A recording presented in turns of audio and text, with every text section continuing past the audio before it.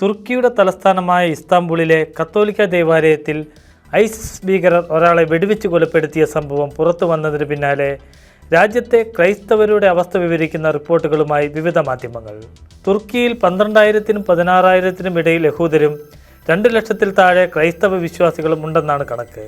ക്രൈസ്തവരിൽ 25,000 പേർ കത്തോലിക്ക വിശ്വാസികളാണ്. മതസ്വാതന്ത്ര്യം കടലാസുകളിലുണ്ടെങ്കിലും സർക്കാർ തലത്തിലും സാമൂഹിക തലത്തിലും വലിയ സമ്മർദ്ദങ്ങളാണ് രാജ്യത്തെ ക്രൈസ്തവർ അഭിമുഖീകരിക്കുന്നതെന്ന് വിവിധ മാധ്യമങ്ങൾ റിപ്പോർട്ട് ചെയ്യുന്നു. ക്രൈസ്തവരുടെ വസ്തുവകകളെ ലക്ഷ്യം വെച്ചുള്ള അക്രമങ്ങളും സാമൂഹിക അക്രമങ്ങളും അടുത്ത കാലത്തായി വർദ്ധിച്ചിട്ടുണ്ടെന്ന് അന്താരാഷ്ട്ര മതസ്വാതന്ത്ര്യത്തിനു വേണ്ടിയുള്ള അമേരിക്കൻ കമ്മീഷനെ ഉദ്ധരിച്ചുള്ള വിവിധ റിപ്പോർട്ടുകളിൽ പറയുന്നു. ന്യൂനപക്ഷ വിഭാഗങ്ങളുടെ ആഭ്യന്തര വിഷയങ്ങളിൽ സർക്കാർ ഇടപെടുന്നത് വലിയ പ്രതിസന്ധിയാണ് സൃഷ്ടിക്കുന്നത്. സർക്കാരിൻ്റെ നിലപാടുകൾ തങ്ങൾക്ക് സാമൂഹിക അരക്ഷിതാവസ്ഥ സൃഷ്ടിക്കുന്നുണ്ടെന്ന് ന്യൂനപക്ഷ വിഭാഗങ്ങൾ വെളിപ്പെടുത്തിയതായി മതസ്വാതന്ത്ര്യ കമ്മീഷൻ ചൂണ്ടിക്കാട്ടുന്നു.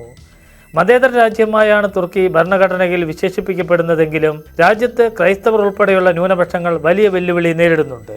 ഇസ്ലാമിനെതിരെയുള്ള മതനിന്ദ രാജ്യത്ത് 6 മാസം മുതൽ 1 വർഷം വരെ തടവ് ശിക്ഷ ലഭിക്കാവുന്ന കുറ്റമാണ്. രാജ്യത്തെ സർക്കാർ ഇസ്ലാമിക മൂല്യങ്ങൾ പ്രോത്സാഹിപ്പിക്കുന്നതും മതദേശീയവാദത്തിന് രാജ്യത്തുള്ള സാന്നിധ്യവും മറ്റുള്ള വിഭാഗങ്ങളുടെ മേൽ വലിയ സമ്മർദ്ദമാണ് ഉണ്ടാക്കുന്നതെന്ന് ക്രൈസ്തവ സന്നദ്ധ സംഘടനയായ ഓപ്പൺ ഡോർസ് പറയുന്നു. രാജ്യത്ത് സാന്നിധ്യമുള്ള അർമേനിയൻ അപ്പസ്തോലിക് ഓർത്തഡോക്സ് ക്രൈസ്തവർക്കും ഗ്രീക്ക് ഓർത്തഡോക്സ് ക്രൈസ്തവർക്കും യഹൂദർക്കും സർക്കാർ ഇതുവരെ അംഗീകാരം പോലും നൽകിയിട്ടില്ല.